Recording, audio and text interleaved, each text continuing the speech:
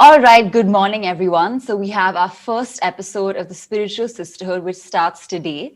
This is a special series where we're going to try and focus on women in the field of yoga, spirituality, and health and understand their perspectives. I firmly believe that the feminine perspective on health and well being is really important. And sometimes, in the cacophony of the media, we tend to lose out on that understanding from the feminine perspective. So, through the Spiritual Sisterhood videocast, we hope to shed some light on that and also encourage a spiritual sisterhood amongst all the women watching and even the men too, so you can support the spiritual sisterhood the way it is.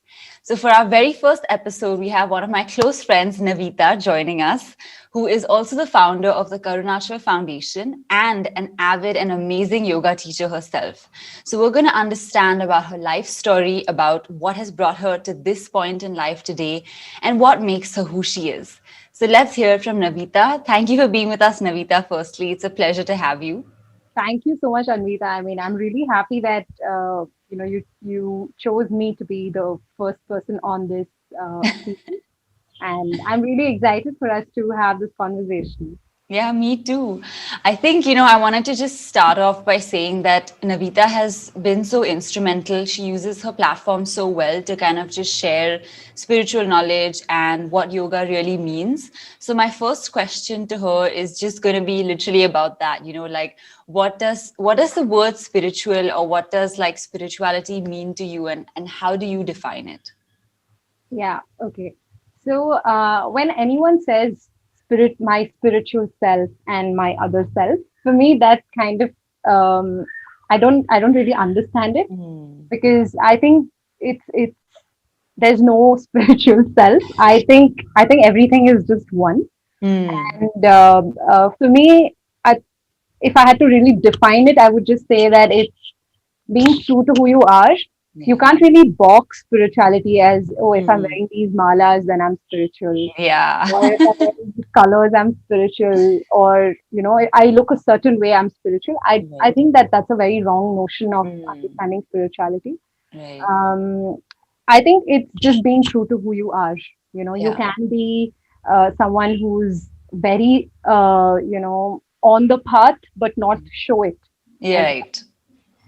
Yeah. Yeah, that's so true. That's so bang on because I think, we, especially our generation, we have a problem where only if someone looks the part are we going to buy it. And also, we have very rigid kind of compartmentalization of what it means to be a spiritual person. So if somebody doesn't match that image that we have, then cancel. Like you're not liable to be in this field. So have you like personally dealt with issues or places where people are like, oh, I don't believe you're spiritual because you're not a certain way? Yeah. I mean, so earlier when I just started off, Yeah. I would maintain a strict image in the sense I would wear white and I would wear those mala beads and then I would be like all poised and talk in a certain way. And then I just realized that it was an act and it was an effort Mm, for me to because right. I don't normally dress like that. Mm, So it just felt like getting into a role and coming out, and I felt that was not really very appropriate for me, yeah. Mm, and I just stopped doing that. yeah. I still do that in Mm, places where it is really required. yeah. Like I remember, as I speak, I remember one incident where I was asked to teach yoga in an ashram. Hmm. Okay, and I had gone to meet them just by chance. I was walking by their place, and I just dropped into the ashram and had a conversation with these people. Not even to teach them, I was just understanding Hmm. what they do there, right? And I was in regular clothes. I was in some jeans, or I don't even remember. Okay, I was in normal clothes basically. Yeah. And then once they asked me, so they said, okay, will you be able to teach our women, Mm. yoga? I said okay. And then towards the end, in the last, he's like, but you have to wear a yoga attire and come. And I was like, what does that mean? He's like, you can't come like this.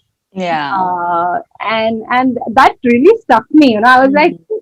like you're gonna look at my teaching, no, not about Right. how I dress. Mm. Yeah. Yeah, It. I took one class for them, and after that, they never called me back. I don't know why.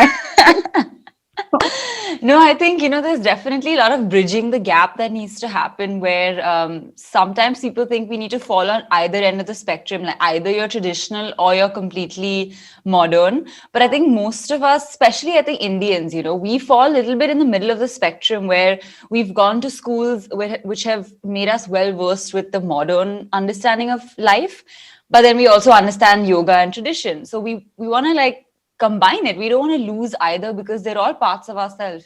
So this whole idea of you need to look a certain way or dress a certain way, I think hopefully we can probably change that with dialogue and more conversations like these, where your teaching is seen first rather than what you're wearing. So yeah, for sure. And also just to add, I think, when we feel like I think even for me, there was a point where there was a lot of, hey, why don't you wear more Indian?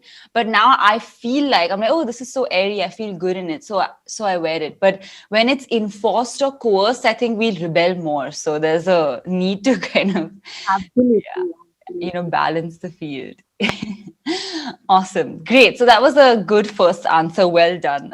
And I just wanted to move to the second part of the question, which is more about the sisterhood. So I think we spoke about the word spiritual. What does sort of the word sisterhood bring to your mind, and how do you define the sisterhood to yourself? Yeah, so first, I think when you told me about this idea, I don't know if you've heard of this movie, but there's a movie called The Sisterhood of the Traveling Fan. Oh, I haven't heard that. Yeah, I mean, I don't watch a lot of movies, but this is something that I'd watched very long ago, okay? And I don't remember the essence, but they all had similar pants or something, okay? So when you spoke about this, I thought that I thought it's a really great idea in terms of, talking about sisterhood, because sisterhood isn't necessarily, your own sister or your own Yeah. sibling, right? It's that connection that you feel with another individual. Mm, And it again necessarily doesn't have to be with a female itself. right. When I did think about it, that's how I felt, because Yeah. sometimes even with a man, you Mm, can feel a very deep sisterhood with that yeah. person. You Right. know, so yeah, I think for me, sisterhood is something where I am able to break out of that mindset, because I grew up in an all girls school. Same. Okay. Till Yeah. I think my 12th, I was in an all girls, environment. Yeah. And for me, after that, when I came in contact with men, it irritated me. Okay, in the sense, All women ever. When I like came in I was contact with men. seriously like in a classroom, the boys laugh in a certain way, which kind of like, you know. And like, yeah, I'm not used to this. I'm trying to study. Can you not laugh? I know what you mean. So I've not really had very close friendships Mm, with girls, maybe because of whatever reason. I've yeah. had I mean, I've had close friends, but then they never really struck through, through and through throughout my life. Hmm. And I've never really nurtured very strong female friendships, although they were Yeah. there. There Hmm. have been friendships, Right. but over a period of time, I've realized that you need these bonds, you need these women to actually just call you out Hmm. sometimes, or even just be there, just talk Yeah. it out, because there's a lot of difference in when you Yeah. when you share with a woman and when you share with a man. Women would probably just listen to you, Right. not give you advice, would just be like, hey, it's okay. But with the men, it's always, oh, this solution, no, this is the problem, this is the solution. I face that. Right. So I think the sisterhood is something which I thankfully have a couple of friends Mm. with whom, I'm not in touch with them all the Yeah. time, but when we do catch up, it's it's really that bond, that I can count on them to Yeah. just be there for me, even if not do anything, just talk to me, just listen to Mm. me. So yeah, I think over the years I've understood the importance of the sisterhood itself. Yeah. Yeah, that's such a good answer. I think a lot of people go through that phase, you know. I think especially when we're younger, we're sometimes almost fed the idea that, oh, women are catty, or, you know, this whole concept of, I remember every time I used to tell people I was in a girls' school and I loved it, like I had the best time of my life.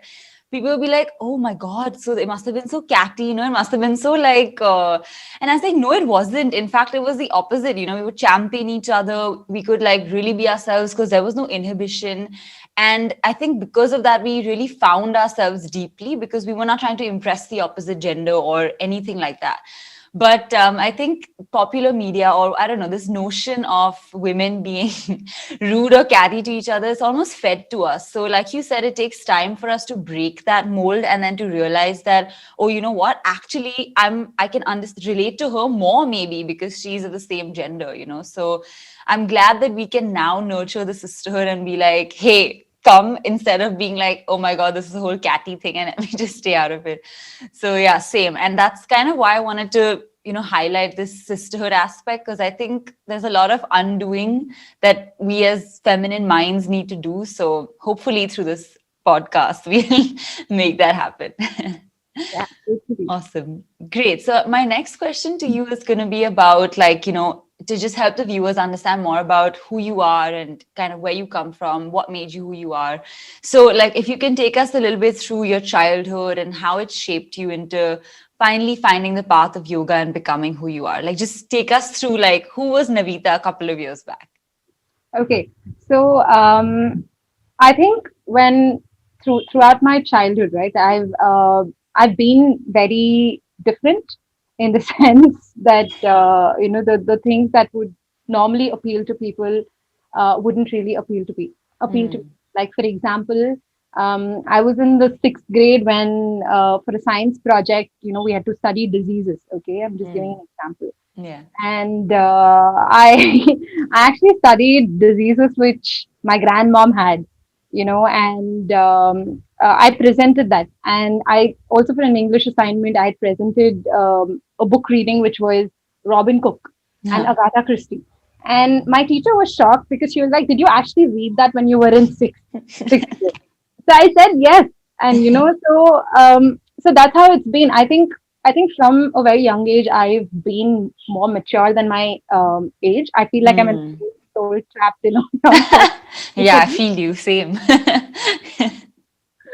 I think that's been there through and Mm, through, you know, right from my earliest memories. mm, And apart from that, I think one more thing that, you know, throughout my childhood, something that I have observed is people come to me for advice, or people mm. come to me for solutions, or just to pour their heart out, like Yeah. randomly somewhere I'm sitting in a bus and people will be talking to me about their some They're like, flaw. this is my agony aunt. Let me catch her. Come on. Yeah, and it's just been that way, you know, like and now it feels good because I do that for a living. I listen to people, you know, I listen to people and I Right. support them through that. Mm. It's just that I never really understood this while I was growing up, that this was something which is a strength, you know. Yeah. And of course, I've also always been inclined towards writing, you know, throughout my early childhood. And I've always had an affinity towards animals. I Mm. think that's been there from as long as I can remember, because uh, even when I was born, we had a dog at home, and Mm. we had a huge space outside Yeah. our house, which where you know we would have snakes and chameleons which would come in and go, Yeah. you know, and butterflies. And I've spent a lot of time in nature, Yeah. um, and experimented a lot with these animals as well. You know, like I remember once my brother and I, we saw a frog. Okay, Mm. it wasn't jumping properly, so we thought that it's sick. So we took it and we opened its mouth, put a crocin tablet. Okay, I know. Oh my God. I'm really shook right now. What? You put a tablet in his mouth. How did you manage to In do its mouth, and then that? yeah, we did that. And then we put it in a plastic cover and made holes. Okay, and we thought that it needs rest. Okay, Okay. Yeah. but I think we killed it. You know, Mm. in the You end. like, you may have. yeah, but that taught us a lot. At that point, we realized that we shouldn't really meddle with Hmm. nature. Yeah. As a 5-year old or as a 6-year old to understand this, I think we were Yeah. 4 or 5. I don't really remember. Hmm. But I remember doing this and I remember Yeah. feeling bad that, Yeah. we actually Then came why up. did we intervene? Yeah. Why did we intervene? Hmm. So I think stuff like this has always happened. Like I would be drinking Complan milk, okay, outside my house, and then there would there would be this chameleon that would always come. So I would actually feed the chameleon Complan. So Wow, this is a very I uh, Did it come back? Did it keep coming back for the yeah, compliment? it would always be there. Like for the longest time, I remember that every day I've shared Complan with that chameleon I'm outside my this house. needs to be like a TV show. So I never felt that disconnect with Mm, animals. And normally when we think animals, we just think dogs, cats, right? But right. for me, it was not Domestic, that. It was yeah. Mm, it was everything. It was everything around me. mm, And I've never really been scared of any of these creatures. Like I've really connected with them, and I think I've gotten like the maximum ant bites. On my hands and legs, right. and all of these things have happened, and I've never really um, been scared. Hmm. And I think throughout my life there have been some animals or the other around me. Like there've been squirrels which have come into our house and given birth, Yeah. or Oh wow, that's beautiful. yeah, we Yeah. didn't know they were squirrel babies. We just Hmm. heard something and they looked like mouse. They look Yeah, like yeah, like tiny. Hmm. tiny. And then so I think throughout my life there have been sparrows or all of these, like Right. different animals, and something or the other that has happened with them has stuck with me. And again, I used to study well in my early school days. Maybe I don't know why, but as I I grew don't up, know why. yeah, because Yeah. I never saw the point of going to school, to be honest. Like Hmm. I would just go because I was asked to go. But Hmm. yeah, like I think my favorite subjects throughout school was geography and environment sciences Right. and physical education. Hmm. These were subjects I enjoyed, and none of these, like apart from geography, both the other subjects didn't have any weightage Yeah. towards the No, overall. like yeah. Yeah. Correct. Hmm. And English, I would really love English classes. So my family was like, what are you gonna do, like you like the Like weirdest of geography and you like hobbies. English and P. Hmm. Yeah. So I think even after school, when I pursued my further studies, it was just that I didn't know what to do, and my Right. parents left me. So in Hmm. the sense, my parents throughout my life have been very encouraging of whatever it is that I want to do. So they've never really, apart from insisting I go to classical music, classical dance. Right. Um, Apart from that, I don't think they've ever insisted that I do anything. Hmm. They would of course ensure that I never bunked school. Even if I Yeah. was sick, they would say go to school, because by you sitting at home, you'll do nothing. You'll waste your time. Yeah. At least listen in class. Hmm. So those were things that my parents have really drilled into me. So even Yeah. even now, like if I'm sick, I don't take the day off. Right. I try and as much as possible to involve myself unless I'm too sick. Right. And you have to kind of take it off. Yeah. Yeah, yeah. And I think why I took up science, maybe Hmm. also because I didn't know what to take up, because I had such varied interests. I didn't know Right. what to take up. So I thought, okay, I'll take up science. Yeah. And then I took up engineering because, again, I didn't know what to take up. I knew what I Hmm. didn't want. I knew I Yeah. didn't want to do computer science. I knew I didn't want to do just a normal 3-year degree. I was clear that I wanted something which will give me an income right after I finished, because my dad had lost his job when I was Hmm. in, I think, ninth or 10th. Right. I So the remember. Yeah. financial thing was Hmm. something that made this decision for me. So I Yeah. was okay with taking anything which gave me a job like immediately after Hmm. my studies. So I felt engineering was good enough Yeah. compared to all the degrees. It would at An least give me immediate. better pay, an Right. immediate better pay. Hmm. So I think I just went through things really not thinking anything. Like very honestly, if you asked me, I always thought that I would be, someone who would just lead a very normal life. I would Hmm. finish studies, take up a job, get married, have kids, and just go on with life. Right. Honestly, no, really, nothing significant I should do in life. I don't think I had any such dreams or Notions. thoughts or Yeah. visions or any. I'm a very simple person without really knowing what to do in life. That is what I was. Yeah. So, but from that to who I am now, I think there's a lot of what do you say, change Hmm. from who I used to be. Like my school friends, my college friends don't recognize me. I was not this person at Same. all. I understand that. So I don't think they understand that I was the same person inside. Hmm. It's just that I never got a chance to To express it. express Yeah. it. Or to explore it, maybe. Hmm. Yeah. Yeah. So it feels nice now that I have still made a career out of environment, geography, and physical education, You did it. Yeah. and also Yeah. English. I mean, I think it's all come Full together circle. full Hmm. circle, but it's also been because I've constantly not understood that okay, this is not okay, so I need to change. If this is Yeah. not okay, I need to change, and I've Hmm. constantly done that. Yeah. To Right. get myself to a space where I'm back to the same old person I was when I was a child, doing Yeah. the things that I enjoy. I'm doing the same things now on a daily basis. Mm. Yeah, yeah.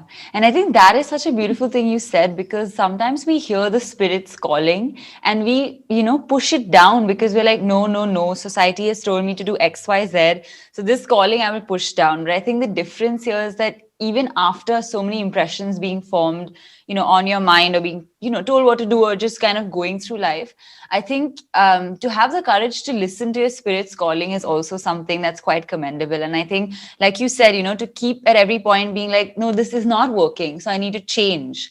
Yeah, that's commendable, because a lot of people get complacent like when you're like 23, 24 and you have your first job and you're getting a salary, and it's like, okay, ठीक है, यही कर लेते हैं like what's the big deal? But I think that's where the difference, at least from what I understand, happened, is that you decided to question and say that, no, 1 second, is this really what I want? Or can I change some things that are happening in my life? So definitely. A lot of times we get told things because somebody else thinks that they might be the good or the right things for us to hear. But I think there's something we have to look within and see, what is my natural intuition telling me? And again we can talk about this a little more, but according to yoga and Ayurveda, we all have a swadharma. We all have something that most naturally comes to us, by which we can best serve the world. And when we follow fields because of the money they have, or because of like just some clout that they might give us, we miss the mark because we don't look to see, "Arey, how can I add value?" It's only about how can I take value. And that kind of creates a big dissonance. And I think I've done that time and again in my life. Mm. It's if I just go back and look at different times when I've taken a decision to make to change, Yeah. to really like change paths. Mm. It's always been based on my intuition rather than logic. I Right. think most of my decisions have been very illogical if you analyze. Yeah, like irrational. If someone else hears them, they'll be like, what is she doing? Yeah, which Yeah. also makes people, like some people, Hmm. think that I'm not stable. You know, Right. Yeah. which makes it seem like I'm always jumping, skipping, hopping. Yeah. Tell me about it. Yeah, I know what you mean. Like people will be like, your mind doesn't stay in one place, but it's probably not that. Yeah. And I see that even now, Hmm. like when I just go into one particular way of teaching, Hmm. and I repeat the same kind of sessions, I get bored. Yeah. And if I am bored, I know that it will come across on my face Hmm. when I teach to the They'll people. also feel bored. Yeah. Yeah. So I know that either I should stop classes for them, Hmm. or I need to change in Yeah. a way that it's not burning for me. Because what's Hmm. the point? Yeah, what's the point of life if you're Yeah. doing something because you have to fit into this image that you have only created? Yeah, that's right. Correct. Because you've only subscribed to that image and kept it in your mind. Yep. Yeah. Yeah. And I think what you said there makes so much sense, that I think boredom is a result of us not fully feeling it in that moment, or not aligning with what we're doing, or for some reason not feeling intellectually inspired, emotionally motivated. And that shows up as boredom. And I mean, also there's a difference between being consistent and then eventually feeling drained and bored. I think to achieve anything in our life, yes, we need to be consistent. Yes, we need to do repetition, but I think it has to also be accompanied with a certain amount of zeal and little bit of newness, because otherwise, how will we, get better? How will we reinvent ourselves or evolve? So completely agree on that. I think it's something that's really worth thinking about. And now I want to take like a leap forward and jump into sort of the latter, or kind of the stage of life that you're in now. And if you can share with the viewers, how did the idea of Karunachal Foundation come to you? What was the birthing moment of the foundation, and what is your goal that you want to achieve with it? Yeah, okay. So this is funny, okay, because Karunachal actually was formed very accidentally, Hmm. in the sense that Yeah. me and my co-founder, we met. We were traveling, Hmm. okay, and we actually wanted to walk across the country. Wow. So Yeah. we wanted to walk I'm from. coming next time you plan this. Yeah. So we wanted to walk from Kanyakumari to Kashmir. Okay, Hmm. that was the thought process. Yeah. And we thought, hey, why just walk? Let's register an organization. We have different skills anyway. We care Yeah. about the environment. Hmm. We'll find different communities whom we Yeah. can work with, Hmm. either on environment education or, so my co-founder is a footballer. Okay. He's like, we can engage through football Hmm. with the children in the community. And Yeah. I can teach yoga.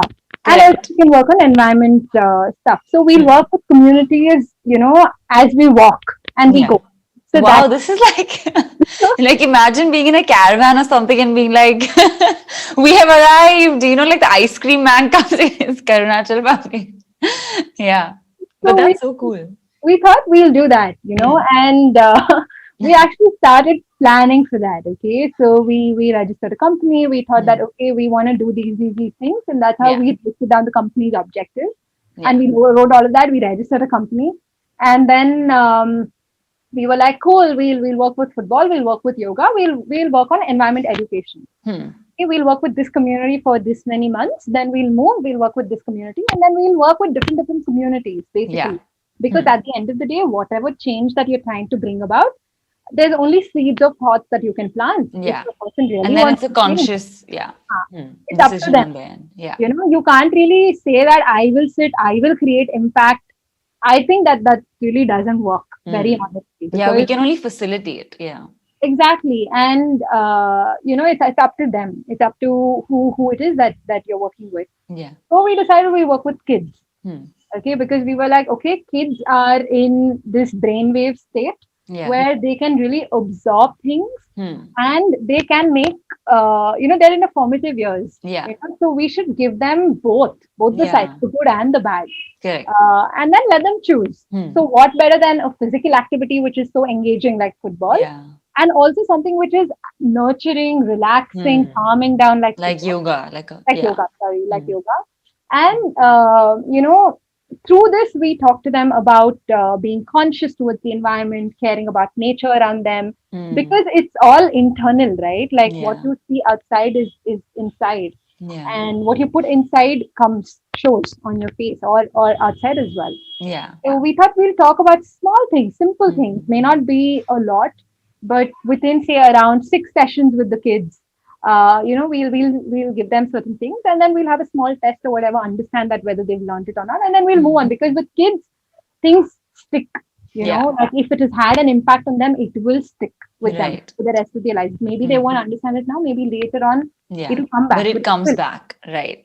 We've seen that in our own lives.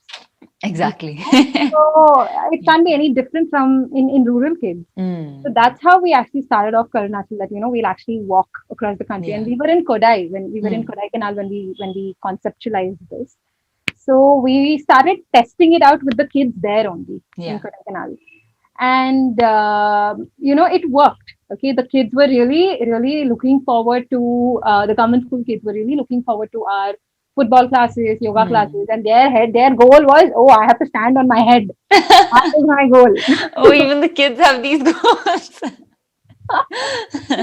So it was really nice because we got the Indian football league, right? The Yeah. ISL team. We got a couple of players from there as our brand ambassadors and Oh, nice. influencer Yeah. ambassadors. And Hmm. we had decided that when ISL matches happen, we'll screen it in the villages. We'll make them watch these Indian Yeah. matches. Why should they watch only EPL and all these Yeah. matches across which Correct. happens across the world? Let them see Yeah. what's happening What's in happening here? Yeah. Hmm. and become familiar with these players as well. Hmm. So that's how it was going, and and then was where things started to change. We started realizing that while all of these things are great, financial sustainability is something that's really important. Yeah. Once we got into this, we realized that in rural areas nobody can pay us. Hmm. Maybe even for the sessions we do, maybe we can charge them say around maybe maximum 50 rupees a month, Yeah. You and it can't. will go back into rotation. And Right. we realized that whatever funds we had would Hmm. eventually dry up, Yeah. maybe 1 year down the line or 2 years down the line. Hmm. Yeah, it's not It's sustainable. Yeah. not sustainable. And Hmm. like we are not rich people, we are not Hmm. people who come from backgrounds where we can be taken care of. We Right. have to earn to take care of ourselves. Hmm. And we realize that it won't really work Hmm. if we continue in this way. Yeah. And so we took a step back to figure out something which can keep us mobile Hmm. as well as work on this. So that's Yeah. why we came back to our own homes. I think which was a great thing to Yeah. happen because Corona happened immediately after that. It's like the timing. Yeah, like I couldn't explain this. So this is what I Hmm. talk about intuition, right? Like Right. I remember telling my co-founder that, hey, no, this doesn't feel right. Let's just go back. Let's just go back to our house. Yeah. And then he was like, but why? And I'm trying to find reasons and I'm Right. giving So there's excuses. no logical thing I can tell you, but I'm telling you how I feel, I'm trying to make things up. I'm like, no, no, no, we should spend time with family, but that's not the truth. which is happening. Yeah. I'm not being, I wasn't able to really say the real truth, but thankfully my co-founder was like, okay, if you're so distressed about Yeah. it, If you're I so want firm you to not, about it, then. Hmm. yeah, I don't want you to be so stressed. I mean, it's okay, like Yeah. we can just chill. It's fine. It's just an organization. It's just something that we started. It's okay. Like it's Yeah. more important that you're not stressed. Hmm. So I think that was really good in terms of being supportive for me. And then we just came back and we started figuring out our own careers which can Yeah. complement this, which can Hmm. help us mobilize Keep into this this going. Yeah. going. And of course, the lockdown went on for so long, and Still, I don't even know if it is it on, is it not on? I think it's on. I don't know what it is. Yeah. so we started I mean, with him, I think he's still figuring out football because it's still a contact sport, and Right. with the whole situation, it's still not something that can really take off. Yeah. It's something that has to be played on ground. Yeah. It's not something that you can do off online. Yeah.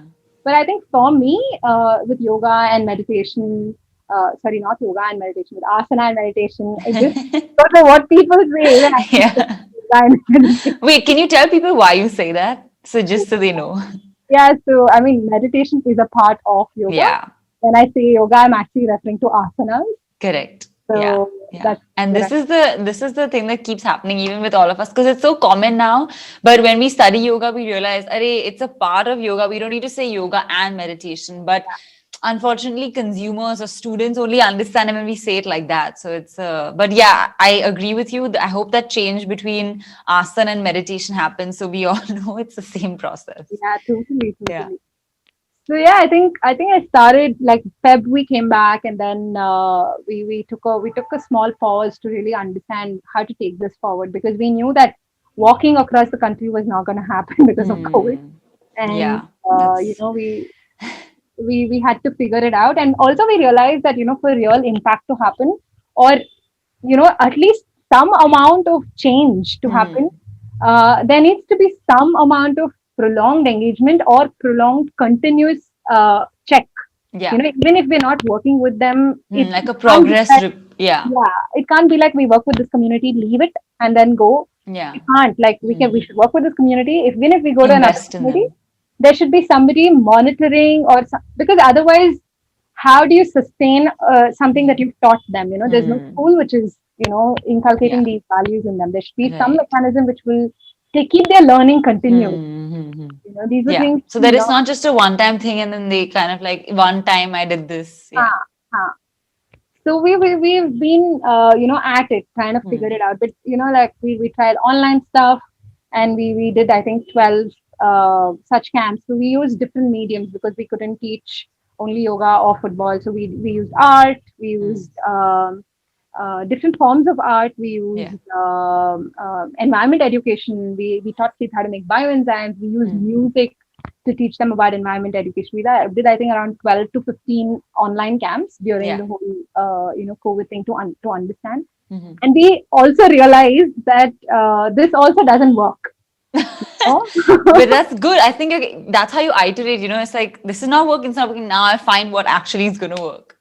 Yeah, and throughout all of these things, again, we kept understanding that there kept happening a mission drift. Like people who were guiding us, who were mentoring us, they had certain things that they thought we had potential for. Right. And they would push us in that direction. That, hey, you guys are so talented in this, you should Why do don't this. you do this? Yeah. But for us, hey, we don't care about livelihoods. We care about Hmm. environment education. And for us to stick to that and to say no to the others was really hard because these are your mentors. Right. You And they know? have a particular, opinion and you hold them in high regard and it's Yeah, hard. Yeah. totally. So I think for a long time, being an entrepreneur and also being someone who has to rely on intuition and logic, was hard to do. Hmm. During this phase, and Yeah. it's something that's not talked about. Being self-employed, being an entrepreneur, being in a Hmm. social space. We go through our own mental breakdowns, Yeah. and it's something that's not at all given enough emphasis or importance Hmm. on Yeah. how do you really deal with it, because it's suddenly like, oh, yoga, you're supposed to learn to deal with it yourself. Yeah. you know So like, come on, be the, that champion of this thing and yeah. handle it. Yeah. Yeah, but I think for me, it's taught me a lot in the sense that it's okay for me to also seek help. Yeah. It's okay for me to also learn from other teachers. That's Hmm. how I ended up joining your sessions. Yeah. It was a huge barrier breaking for me. Yeah. To just be that, hey, you know what? I don't know, Yeah. and I'm this person seems comfortable for me to learn from. Yeah. That's also important, right? All Yeah. teachers don't really, you can't really follow all teachers' Hmm. methods. Yeah. You find whichever one you align with. Yeah. Yeah. And now Karunachal is in a place where, after more than a year of understanding what doesn't work, what works, Yeah.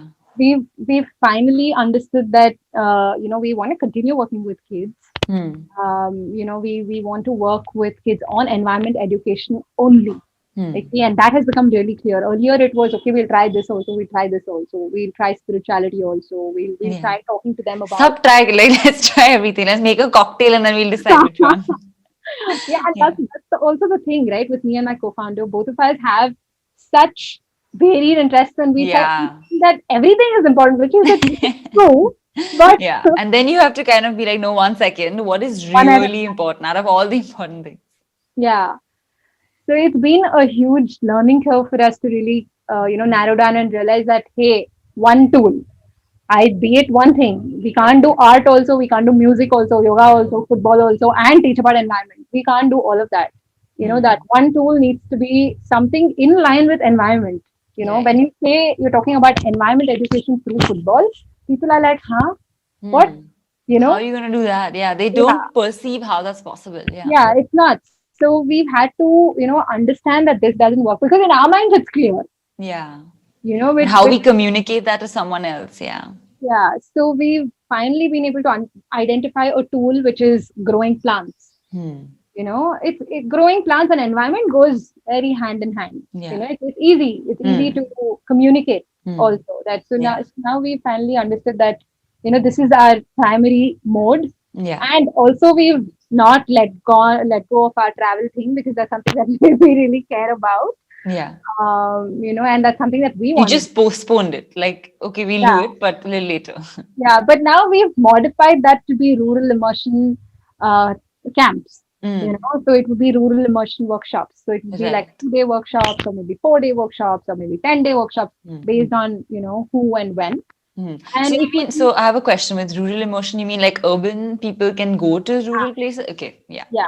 Mm, So we take urban people and we take them to a rural place in a yeah. rural setup, preferably one of the 4 biodiversity hotspots in the country, because this Yeah. is where the environment is really fragile Yeah. and also thriving. Okay, Hmm. so when people travel, also they need to know that what is the kind of habitat they're living in, Right. or going to, and what are the sensitivities, Mm-hmm. and also talking about certain things which are lost, you Yeah. know, and incorporating those things in a 2-day fun sort of an environment. Event. Yeah. Um, Hmm. so that's something Which that, I think, by the way, is amazing because a lot of times people are not able to show compassion. I mean, that's what Karunachal means as well, being having that compassion because we don't know it. I think it's very hard for people to feel connected when they don't understand something. So I think this is an amazing idea. And I mean, I would love to come where you actually go and immerse yourself in an environment, understand it, and then build compassion for it. Because sitting in urban settings, sometimes I don't think we understand only. Like we see a couple of trees on the sidewalk and we think that, we understand nature, but I think we're missing the mark. So this is an amazing way to introduce people to the whole concept. I think like thumbs up from me. It's amazing. thank you, thank you. So what we are trying to do is, on one hand, there are workshops online. Again, we have to stick to online Yeah. workshops, which would talk about growing. So that's something Mm. that we're working on right now. Yeah. A 6-week program where anyone can grow a plant in 6 weeks. Hmm. Not one plant, but six plants, six types of plants in six, Yeah. and we'll guide them, monitor them, and also through that talk to them about how soil is connected to that, how the Hmm. issues at a global level is connected to that plant they're growing, Right. and kind of bridge that gap about how Hmm. consumerism is affecting it, how One Health is affecting it. Core Right. concepts, but breaking it down into a way that people would really understand by just looking at that plant they're growing every day. Yeah. That's So it's something not that, like, oh, you're really telling them that what you're doing has an impact, like yeah, on totally, the whole world if you look at it. So, totally. yeah. Even if it's just six plants that you're growing, it does Mm, have an impact. yeah. So that's one thing that we're working on. And Yeah. the other thing, of course, is, so of course this is a pilot. This is still a Yeah. pilot with the urban settings, but we want to Mm, bring this as a 1 year or a 2 year model for government school kids. right. That's our primary objective. Mm-hmm. But we can't do that right now because of COVID. So we're sticking to an online mode with urban people, with older people, different age groups, Right. so that by the time we take it to the kids in the government schools, it's gone through different iterations, and it's a slow process. Yeah. It's Yeah. not going to happen overnight. And I think that's been the biggest lesson for me, because I'm someone who's like, oh, I conceptualized it. Why can't you work on that? Why can't you do this? Let's get it done now, now, now. That's who I've been. You know, Right. Yeah. me to like really mellow down and be like, okay, this is gonna take 5 years. Yeah. You It's know, gonna take a lot of, yeah, effort and time. yeah, and to Yeah. be okay with that, to be Mm, okay with that, I think for me has been a huge learning. yeah. But along with that, the other thing which I said, the offline camps, Yeah. that's also something which is going to be with open to everyone. Again, Right. it's a pilot for everyone, Mm. and then we're going to take that again to kids in Mm. the government school. Schools. Yeah. Schools. Yeah. I think, wow. I mean, first of all, I'm so happy that Karunachal has had that journey and such a large ambit of activities to figure out what you want to focus on. And I think I loved what you said towards the end, where you were like, learning patience with starting up, especially starting up, I think, in the space we're in, social, spiritual, or just trying to share these kind of theories and knowledge spaces. I think it's always a learning to know that, oh, hey, it's not going to happen at the snap of my finger. I'm going to have to work on it. I'm going to have to keep iterating till it really becomes a solid product that can really help people. So I think, for anybody watching, even if you yourself are a yoga teacher, I think learning that patience helps in the journey. And I think what you also said about your own mental health as a spiritual entrepreneur in the process matters, because the rest of the world might say your decision is totally incorrect because not based on data or factual information.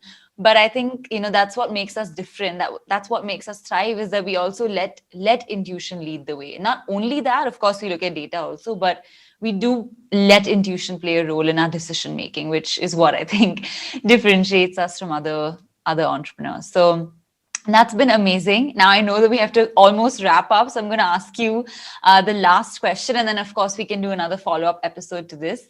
But my last question would be, to anybody watching this, from all the lessons that you've learned so far, what would you say are the top 3 pearls of wisdom that you like to give? Not that we know everything, but we know something. So what would you like to say are the top 3 things that you want to tell the audience that you've learned so far? I think one is, don't beat yourself up, because the world's going to do that. you know your own close people might do that. Your own family, your own friends might tell you that, hey, this is not working, this is a shit idea, or this whatever. But you don't beat yourself up, okay, Right. for that. So you basically just stick with it. Just don't, even if the pace is slow, stick with it. I think that's one thing. Don't Yeah. beat yourself up in the process. And second thing is, when you're saying commitment to certain things, um, it's good to be committed when you take up a project or when you take up something. It's good to be committed and to take things through to its Yeah. end. But at the same time, you also need to know that your commitment towards yourself is the Yeah. most important. Mm-hmm. If while you've taken a 1 year commitment with somebody for Yeah. delivering a project, Hmm. and say in the middle of it you realize that it's not going in the right direction, speak up, Yeah. talk about it. Mm. Don't just abandon it because you're not okay with it. Speak up, Mm. and see if there's a way in which you can figure it out. Yeah. If not, then you let go of the commitment, because Mm. your mental health is the most important. There's no, Yeah. there's no sense if you say that you're going to work on this particular thing, Mm. and for the environment or for a larger cause, and you yourself are upset Yeah. or You yourself are suffering. Yeah. suffering Mm. through that. So I think the whole commitment aspect has to be in line with your own Your inner own commitment to yourself. to Yeah. yourself, exactly. Mm. And I think the third thing would be to just to embody different sides of you and to be okay with that. Yeah. It's okay to have very varied interests, Yeah. and you don't have to really box yourself. You can be you can be two very very different things, and Yeah. that's completely fine. Mm. Yeah. uh, I think that's what I would have to say. Yeah, yeah, I think that's so good. I'm going to recap. So, first is don't beat yourself up. Yeah, Second is commit more to your mental health than external situations or circumstances. And the third is embody all aspects of yourself. I yeah, think that's so good. And I love the third one because, okay, I'm going to say this. I don't know if you've shared this with the audience or not, but Navita recently told me that she went back to dancing. And I think that is like, when I saw that message, I was like, yes, I'm so happy because I think, sometimes, again, going to what we were talking about in the beginning, sometimes being a yoga teacher, everyone has an expectation of how you should be. And I mean, that's something I've also dealt with, and I'm sure you have too. And we kind of have to keep saying that, no, let me be myself first. Like, let me express what's naturally coming to my spirit. Your judgment and you putting me in a box can come later. Like, my efficacy of yoga teaching does not depend on other aspects that I want to express of myself. So, point number 3, I totally stand by. And I'm so glad that, it's something that you embody and are working towards as well. So thank you for sharing that. And any last message before we sign off to kind of encapsulate everything? I think it would just be to always be logical, but at the same time also listen to your heart. Yeah. Um, go by logic, uh, but sometimes logic doesn't make sense, Yeah. and you know that Mm. deeply inside of you when something Yeah. is wrong or when something is not okay. Mm. Don't turn a blind eye to that, Yeah. because if you do turn a blind eye now, after say 5 years or 10 years, Yeah. that'll come and like come back. Mm. So if you don't learn a lesson now, it will keep coming back stronger and stronger and stronger. So I think just listen to that. It makes life Mm. much easier. Yeah, yeah. True, so true. And I also, just before we sign off, could you tell everyone how they can find you? What is the best way to like get in touch with you? Instagram, website, all the information. We'll of course link it in the bio as well, but just what is the best way to get in touch with you? I think Instagram works best. It's easiest. So my ID is at Navita Varsha. It's my full name, Mhm. and that's it. I mean, I Yeah. do respond to pretty much every DM. Mm. So yeah. The rare one. Navita's a rare one. Like one of the things I want to improve is replying to all my DMs. But as Navita said, she does. So please feel free to reach out to her on Instagram. No, but And that's also, also because you have a larger no, fan base. no, no. Harder to respond to anybody. No, I think it's just, I think, but also if you make time for it, I think you can. I think, these are just things we tell ourselves. I want to definitely improve there. And also how, if they want to get in touch with Karunachal, say for a project or any funding, how can they find that? Same Instagram, would you say? So it's karunachal.org. That's the website, and Okay. the Instagram handle is at Karunachal Foundation. Okay, perfect. So again, you could just reach out on that. Okay, great, awesome. Perfect. So that's how you can get in touch with Navita. I would highly recommend working with her, getting to know her more. She's an amazing person, and also we're very similar. So I have a bias here because we're very much the same person. And I'm really really grateful that you could join us for this interview today. This was the first one, so even I'm learning, how this goes, how we kind of bring more spiritual sisterhood to all of you. So thank you all of you for joining us. I hope this was an enjoyable conversation for you. And I hope that you keep continuing to understand yourself better, follow the yogic lifestyle, and keep doing you. Thank you once again, and we catch you really soon.